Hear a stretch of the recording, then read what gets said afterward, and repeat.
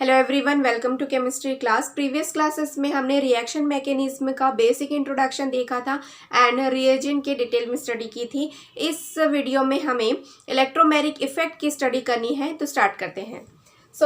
Electromeric effect जो है वो है मेजरली इलेक्ट्रॉन डिस्प्लेसमेंट इफेक्ट, और ये टू टाइप्स के हैं, टेम्पररी एंड परमानेंट। टेम्परेरी में इलेक्ट्रोमेरिक इफेक्ट आता है, देन इंडक्टोमेरिक इफेक्ट आते हैं। परमानेंट इफेक्ट में क्या आते हैं? Inductive effect, resonance and hyper conjugation. ये थ्री बहुत इंपॉर्टेंट इफेक्ट है, इसे हमें डील करना है। तो सबसे पहले हम स्टार्ट करते हैं टेम्पररी इफेक्ट। इस इफेक्ट में क्या हो रहा है? पाई इलेक्ट्रॉन्स का मूवमेंट हो रहा है in presence of the reagent. मैं एग्जाम्पल ले रही हूँ ए एंड बी, जिसमें कि सिंगल बॉन्ड मतलब कि एक सिग्मा बॉन्ड है और एक पाई बॉन्ड है, और ये रिएजेंट के प्रेजेंस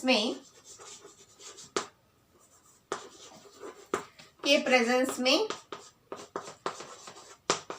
कैटायन और एनायंस में कन्वर्ट हो जाते हैं। तो ये कैसे हुआ? अगर ये बी यहाँ ये जो पाई बॉन्ड है इसमें 2 इलेक्ट्रॉन्स है इस बॉन्ड में, तो ये अगर इस तरफ शिफ्ट हो जाता है तो ये एनायनिक फॉर्म में, और यहाँ पे इलेक्ट्रॉन की कमी हो गई है इसलिए कैटायन फॉर्म में कन्वर्ट हो जाते हैं। तो मेनली जो इलेक्ट्रोमेरिक इफेक्ट है वो भी 2 टाइप्स के हैं।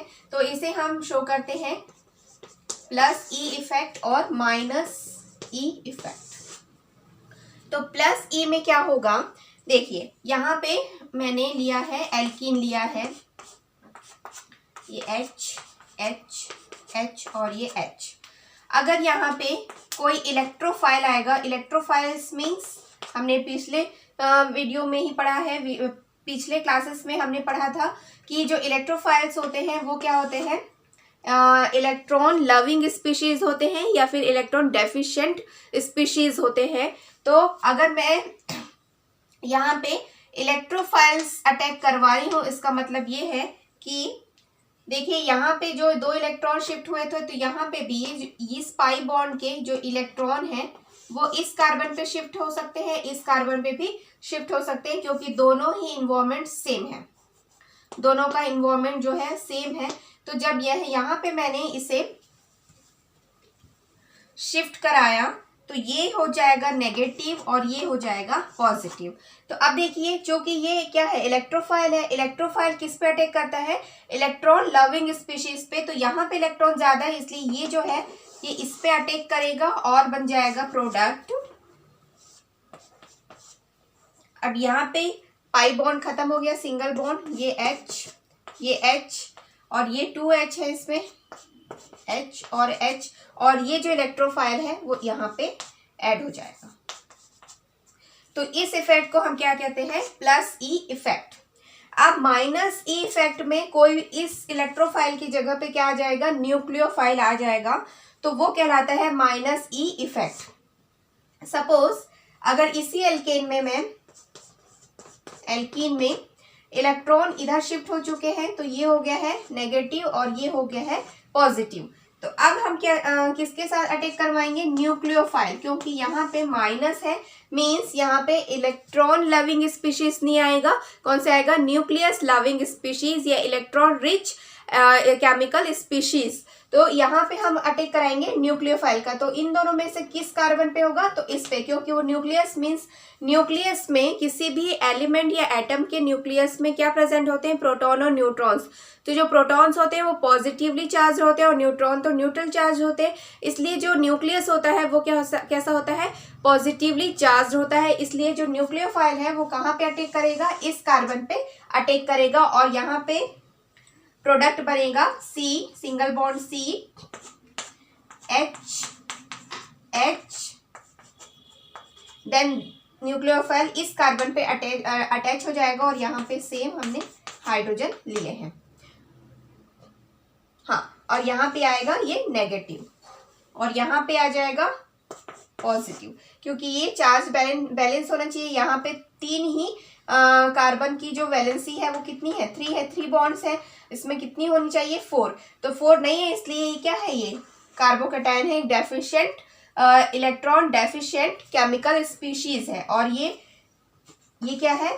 इलेक्ट्रॉन रिच केमिकल स्पीशीज है। तो आई होप सो आपको क्लियर हुआ होगा। इलेक्ट्रोमैग्नेटिक इफेक्ट, इसमें भी 2 टाइप्स है, प्लस ई इफेक्ट और माइनस ई इफेक्ट। अब हम देख लेते हैं इलेक्ट्रोमैग्नेटिक इफेक्ट में कैसे इलेक्ट्रॉन का फ्लो होता है, किस डायरेक्शन में होता है। So direction of electron.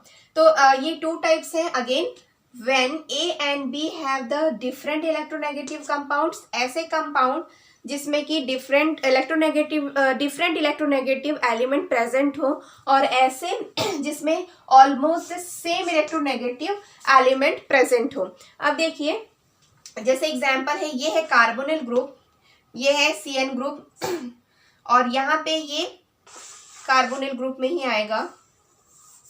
तो इस तरीके से हमें मालूम है कि ऑक्सीजन की इलेक्ट्रोनेगेटिविटी ज़्यादा होती है, नाइट्रोजन की इलेक्ट्रोनेगेटिविटी ज़्यादा होती है, इसलिए इलेक्ट्रॉन का जो फ्लो होगा वो इसी डायरेक्शन में होगा, इस डायरेक्शन में नहीं होगा। ये हम डिपेंड करते हैं इलेक्ट्रोनेगेटिव एलिमेंट पे। अब देखिए, ये दोनों ही कार्बन है और सेम इन्वॉल्वमेंट है, मतलब इधर भी CH2 है, डबल बॉन्ड CH2, इस कार्बन के लिए डबल बॉन्ड NCH2। तो अब यहाँ पे हमें सोचना होता है कि इलेक्ट्रॉन किस डायरेक्शन में फ्लो करेंगे। तो देखिए, ये इधर भी फ्लो हो सकते हैं, इधर भी ये मूव कर सकते हैं, दोनों तरफ से मूव कर सकते हैं। बट यहाँ पे कंडीशन है कि जिसकी इलेक्ट्रोनेगेटिव ज़्यादा होती है, इलेक्ट्रॉन जो है वही मूव होते हैं, क्योंकि इनकी कैपेसिटी होती है इलेक्ट्रॉन को गेन करने की।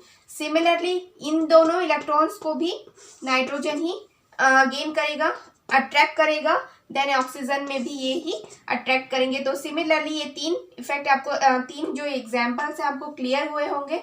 देन अगर सेम इलेक्ट्रोनेगेटिव हो तो हम कैसे देखते हैं, देखिए इसमें तो किसी भी कार्बन पे ये मूव होगा, लेकिन इस सेकेंड वाले एग्जाम्पल में देखिए यहाँ पे कि ये जो डबल बॉन्ड है वो इस तरफ जाएगा या इस तरफ जाएगा। तो यहाँ पे ये देखना होता है कि इन दोनों कार्बन के साथ कौन सा मतलब कि दूसरा जो एलिमेंट या ग्रुप अटैच है वो कैसा है।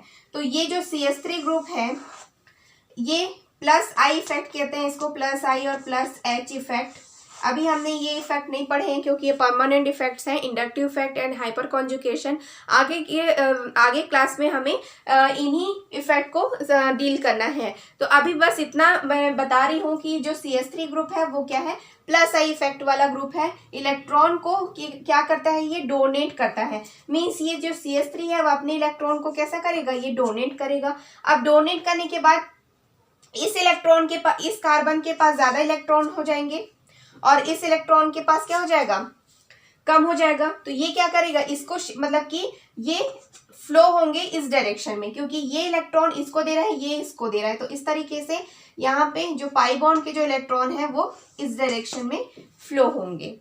अगेन अगर ये CH3 इधर होता तो ये वाला मतलब कि इस कार्बन के पास जाता, ऐसे मतलब कि इस कार्बन से नेक्स्ट कार्बन में जाता। अब नेक्स्ट और बहुत सारे एग्जांपल्स हमने लिए हैं, उसे देखिए। ये है फ्लोरोबेंजीन।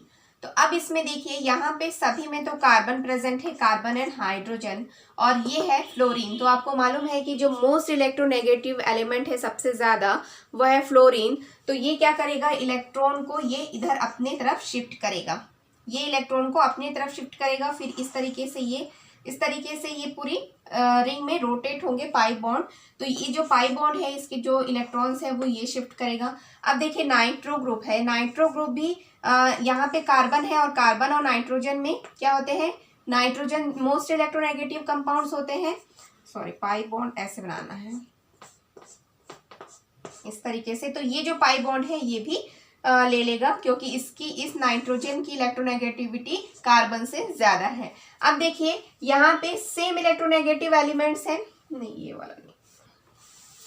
तो देखिए यहाँ पे सभी में कार्बन है और ये भी क्या है, कार्बन है। लेकिन मैंने अभी आपको बताया था कि ये है प्लस I इफेक्ट और प्लस H इफेक्ट शो करता है, मीन्स ये इलेक्ट्रॉन को डोनेट करता है। तो ये वाला कार्बन और ये, तो यहाँ पे इलेक्ट्रॉन सब आए हैं, ये इलेक्ट्रॉन इस कार्बन को डोनेट किया, फिर ये इसको। तो ये जो पाई बॉन्ड के इलेक्ट्रॉन है वो इधर शिफ्ट हो जाते हैं, क्योंकि ये जो इलेक्ट्रॉन हो जाता है वो इलेक्ट्रॉन रिच केमिकल स्पीशीज में कन्वर्ट हो जाता है, इसलिए इसमें ज़्यादा इलेक्ट्रॉन प्रेजेंट है। और ये जिसके पास ज़्यादा इलेक्ट्रॉन प्रेजेंट होंगे वही अट्रैक्ट करता है किसी भी नहीं सॉरी, यहाँ पे इलेक्ट्रॉन सबसे ज़्यादा है तो ये इसने डोनेट मतलब कि यहाँ पे इलेक्ट्रॉन डेंसिटी ज़्यादा हो गई है और ये यहाँ पे डेफिशिएंट हो गया है, तो इलेक्ट्रॉन को ये ही एक्सेप्ट करेगा। या फिर ये कह सकते हैं कि फ्लो ऑफ द इलेक्ट्रॉन जो डायरेक्शन है वो इस तरफ होगा CH3, फिर ये 1 2 3 इस तरीके से।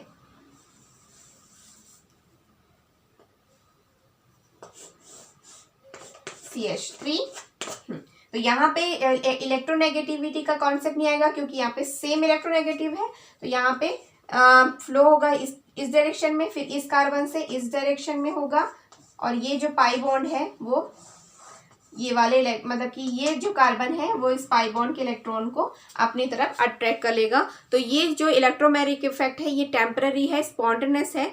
अब हम नेक्स्ट इफेक्ट देख लेते हैं, इंडक्टोमेरिक इफेक्ट। इसमें क्या होता है, इसमें movement of only sigma electron in